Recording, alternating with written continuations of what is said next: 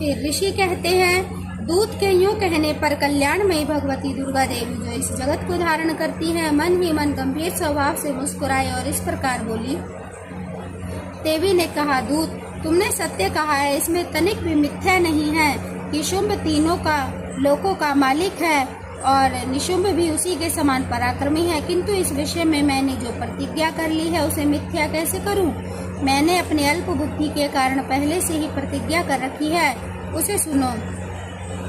जो मुझे संग्राम में जीत लेगा, जो मेरे अभिमान को चूर्ण कर देगा तथा संसार में जो मेरे समान बलवान होगा वही मेरा स्वामी होगा। इसलिए शुंभ अथवा महादैत्य निशुंभ स्वयं ही यहाँ पधारे और मुझे जीतकर शीघ्र ही मेरा पाणी ग्रहण कर लें। इसमें विलंब की क्या आवश्यकता है?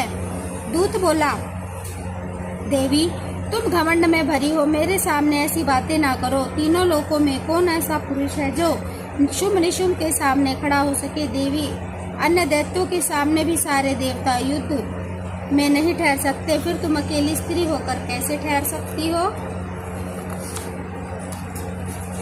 जिन शुंभ आदि दैत्यों के सामने इंद्र आदि सभी देवता युद्ध में नहीं खड़े हुए, उनके सामने तुम स्त्री होकर कैसे जाओगी? इसलिए तुम मेरे ही कहने से शुंभ निशुंभ के पास चली जाओ और ऐसा करने से तुम्हारे गौरव की रक्षा होगी। अन्यथा जब वे केश पकड़कर घसीटेंगे तब तुम्हें अपनी प्रतिष्ठा खोकर जाना पड़ेगा। देवी ने कहा, तुम्हारा कहना ठीक है, शुंभ बलवान है और निशुंभ भी बड़े पराक्रमी है, किंतु क्या करूं?